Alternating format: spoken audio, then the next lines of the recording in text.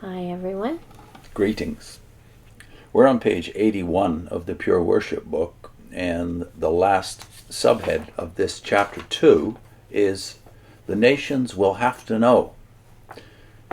Several times in the book of Ezekiel, Jehovah states that the nations will have to know that I am Jehovah. These words certainly came true in ancient times when Jehovah executed judgment on the enemies of his people. But they will have a greater fulfillment in our day. In what way? Like God's people in ancient times, we are surrounded by nations that consider us to be defenseless as a lone sheep. As we discussed in chapter 17, as will be discussed in chapter 17 and 18 of this publication, the nations will soon launch a vicious, all-out attack on God's people. But when they do, they will be taught the meaning of real power.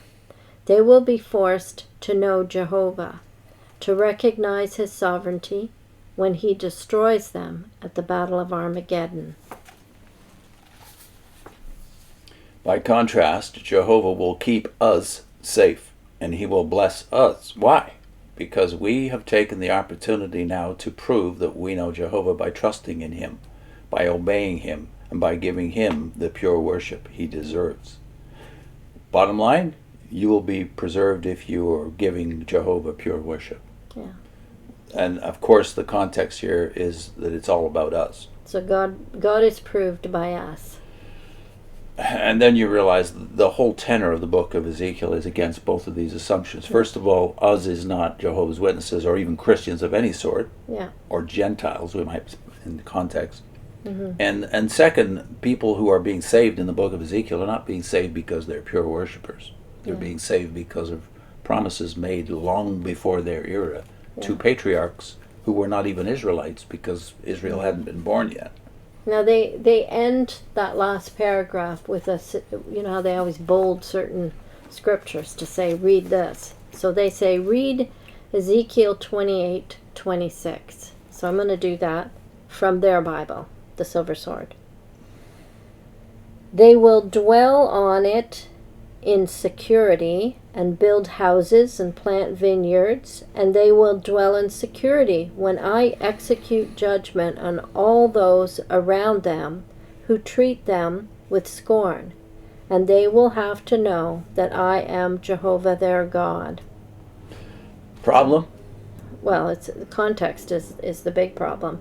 From the way if you only read this, it's such a picture of what you're expecting as a Jehovah's Witness. Paradise Earth. Paradise Earth, your own vineyards, and your enemies squished. They're all gone. That is going to vindicate God and prove that he's sovereign when you are the only ones left. So the problem starts with, why are you picking the very last verse of a chapter? A whole chapter. A whole chapter of 26 verses, and the only one you select is the last verse. Yeah. And we're reminded of another comment we made about Isaiah 60 in the Proclaimer's book. Mm-hmm. Their use of Isaiah 60, he'll speed it up in his own time. What's wrong with that 60 verse 22? Well, it's only verse 22. Read the rest of Isaiah 60 and you realize it's not talking about Christians, let alone Jehovah's Witnesses. It's talking about Israel. So you're not too surprised to find out the context is the problem here too. Yeah. It was the reading of all of Ezekiel that finally got me to see the whole picture of Israel being rescued by God. They've been scattered, they're rescued, and this is what the nations see, and that's what makes them realize, hey, this is the God that promised them things. He's a promise keeper.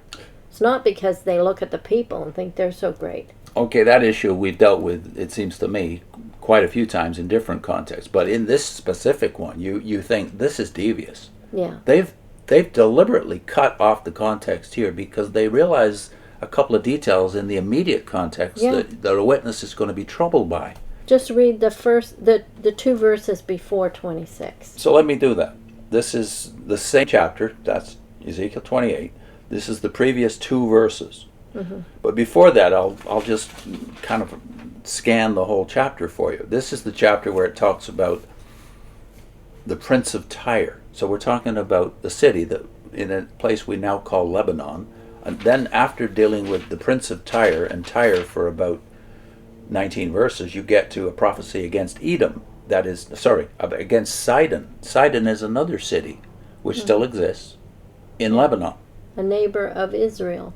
All neighbors. So your point that you made in the first paragraph there about the enemies of God's people, well, that's true. But who are God's people? Yeah. In this context, let's look at the previous two verses now. This is 28, 24, and 25 in the ESV. And for the house of Israel there shall be no more a briar to prick or a thorn to hurt them among all their neighbors who have treated them with contempt. Then they will know that I am the Lord God, the sovereign Lord Jehovah in your Bible. Thus says the Lord God, when I gather the house of Israel from the peoples among whom they are scattered, and manifest my holiness in them, in the sight of the nations, then they shall dwell in their own land, and I gave to my servant Jacob. And then it says, the verse you read, and they shall dwell securely in it, the land given to Jacob. Yeah. And they shall build houses and plant vineyards, and they shall dwell securely when I execute judgments upon all their neighbors who have treated them with contempt. Notice the theys here, they all apply to the same people who live in the land given to Jacob. And I think the phrasing, can I read it in the Silver Sword? Those two verses says, then the house of Israel will no longer be surrounded by injurious briars and painful thorns, those who treat them with scorn. And people will have to know that I am the sovereign Lord Jehovah. This is what the sovereign Lord Jehovah says.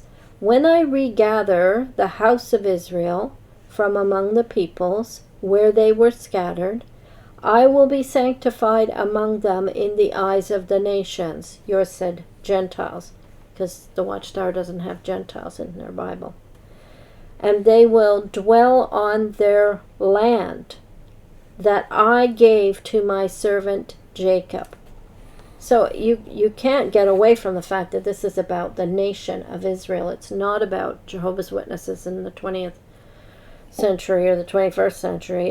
It's not about us. And that's why that verse 26 being selected here, read it. You're being commanded to read it at your Bible studies at the Kingdom Hall or in your, I don't know if they even have book studies anymore. Why do you read one verse? This is not the way you do Bible reading, let alone Bible study. Yeah. And then you realize the deviousness of this, that someone had to notice that the context was not appropriate and make the selection of one verse having to do with what's in your heart, which is paradise earth. Yeah.